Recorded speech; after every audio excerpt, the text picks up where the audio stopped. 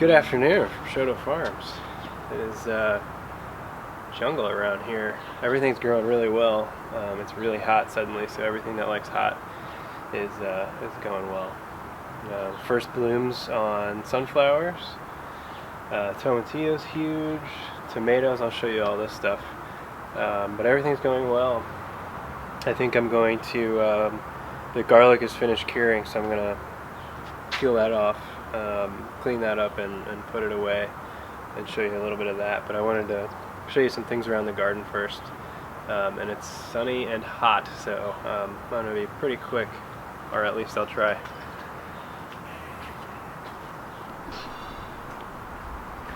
As I said, this tomatillo is about 6 feet tall now, dwarfing the compost bin.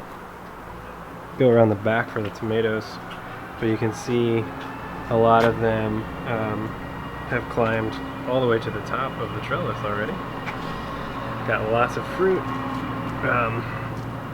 forming. None of it's ripe yet.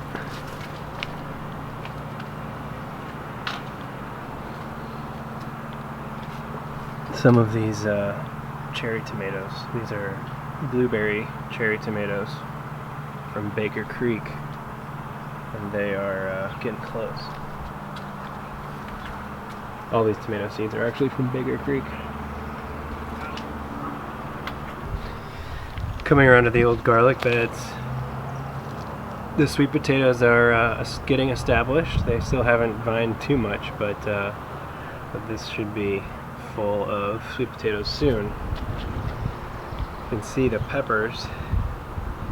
There are a lot of peppers already forming on several bushes, and some of the peppers are very tall, about waist high there, underneath this guy. So we have a bloomer. The tallest sunflower is open, as is this guy. And then several in the front, which I'll show you in a minute. The hibiscus isn't blooming, or isn't open yet, but there are lots of flower buds, and actually and this guy right here is about to bloom. So the next time I do a video, there will be hibiscus flowers all over the place. It's just a very beautiful plant.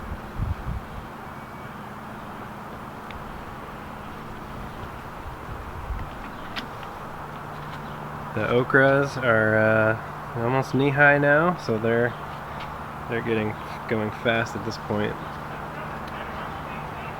The corn has mostly been decimated by squirrels.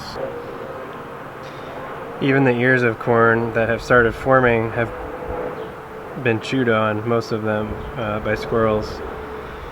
Really unfortunate. I just didn't get on top of it fast enough, and there's kind of too many squirrels in the area without natural predators to fight it. So better luck next year on the corn, but the pumpkins and beans seem to be okay.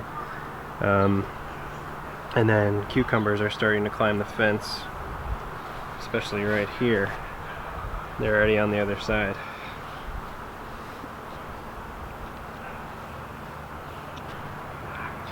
This row of sunflowers is casting a nice layer of shade on the potatoes there.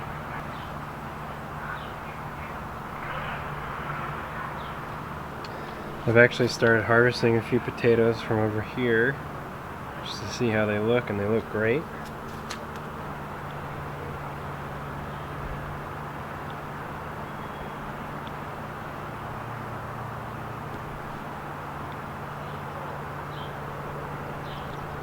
It's noisy up front, so I'll make this quick, but lots of blooms on all the sunflowers here.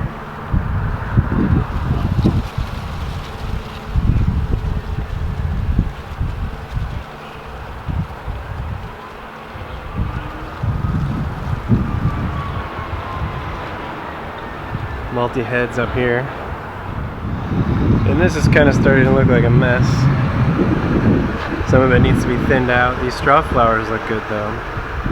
and harvesting those. Those are really cool. The aronia berries are ripening. Pretty soon they will be ripe.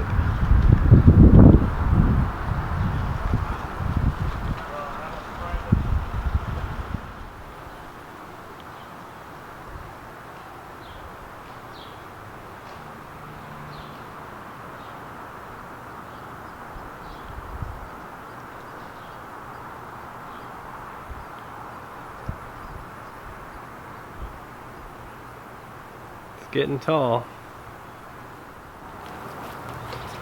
One thing I want to point out is kind of how I think about design in this garden. Because we're renting, I can't do too many perennials, or I don't want to do too many perennials. Because should we move, I'll have to dig those up or leave them. I could do that, but. So I still design with kind of a food forest mentality. So I think about where the tall things are going to go. So the sunflowers are, the tall story in this garden, and then like the peppers and other shrubby things are kind of the shrub layer, and then there's the ground covers, sweet potatoes, herbs, things like that make up the low cover. And in this way, there is some vertical element to the growing space, which maximizes the growing space, frankly. But it also it provides different kind of climates. So you have some shady areas from the sunflowers,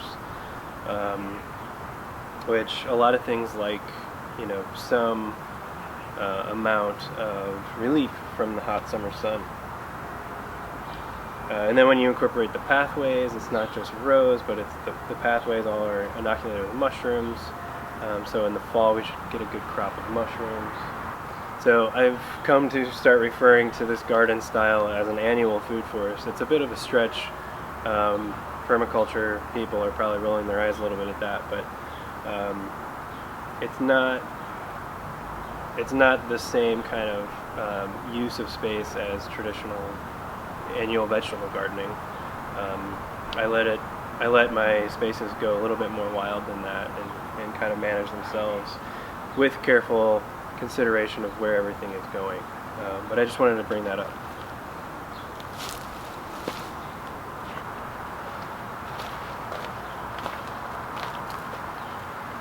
So I think this is a great example of what I was just saying.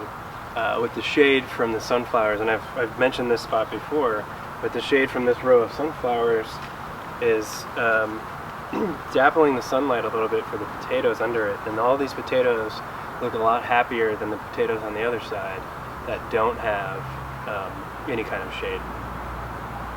So these are things I'm still experimenting with and learning, but these tall sunflowers, aside from providing a visual impact for the garden and lots of sunflower seeds for everybody's enjoyment, birds and squirrels included, they also do cast enough shade to make that consideration worthwhile.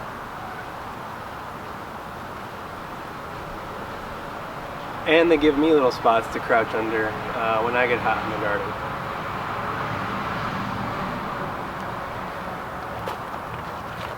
You can also see this with the collards.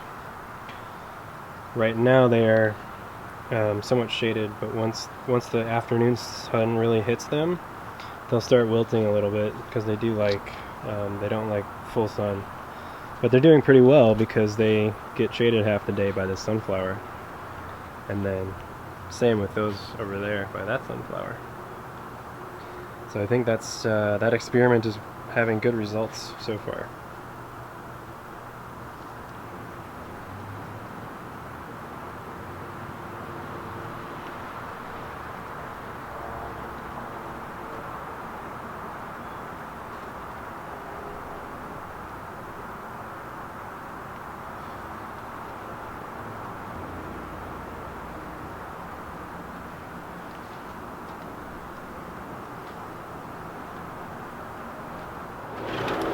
I'm gonna end this video today by processing some of this garlic.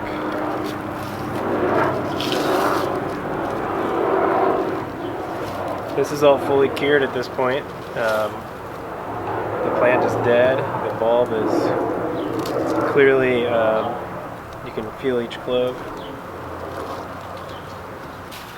So what I'm going to do is snip off the plant there, and then very gently, some of these probably don't need it, but some of them I'll very gently brush away the outermost skin, which is the dirty part. And there's your clove of garlic. I will also snip the roots off too, so that way it stores better.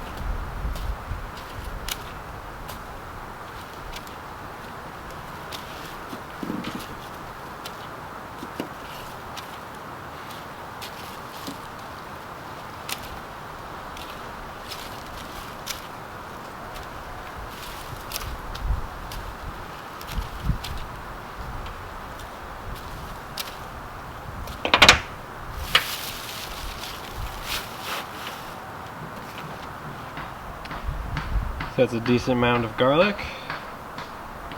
and then all of the tops I will spread out in the old garlic beds as mulch, kind of like straw. Let them return to the garden. So with that part being done, I'm going to go ahead and sort these hard neck and soft neck. And you can tell fairly easily. Hard neck has a harder neck, but also the cloves tend to be more, the bulb tends to be more round and uniform, whereas the soft neck is kind of oblong and all over the place. So let me separate these and we'll see how much of each we ended up with.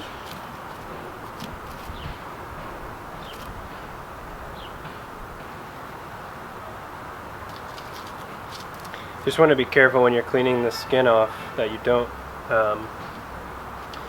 rip any of the under layers, because then the garlic won't store for very long. So that'll be part of my consideration when I'm picking the ones to reserve for planting and which ones are going to go into the kitchen immediately.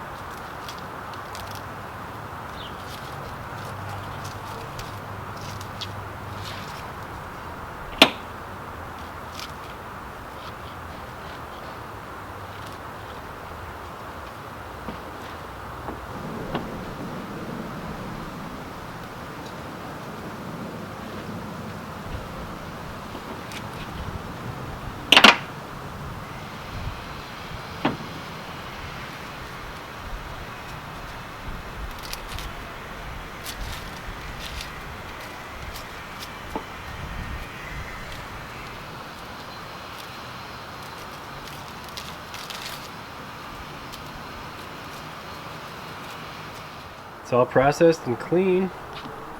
This is the soft neck over here. You can see there's a lot more of that than the hard neck, just based on what I planted. But it all looks really good. There's a few that had split open already, but most of it looks great.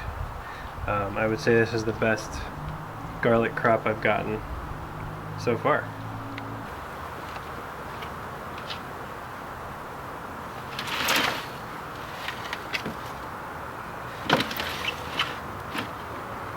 So it's really important to store your garlic in the dark. So I'll find a box or something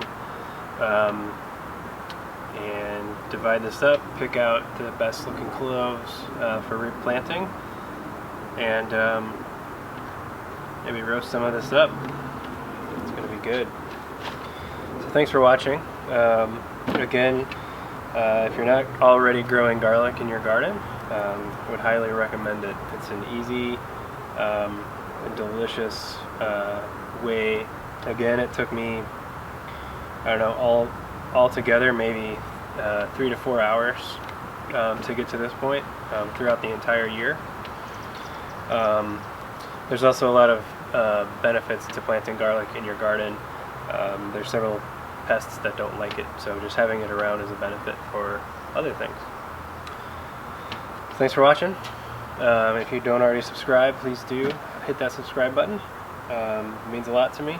If you have any questions, feel free to leave a comment. Take care.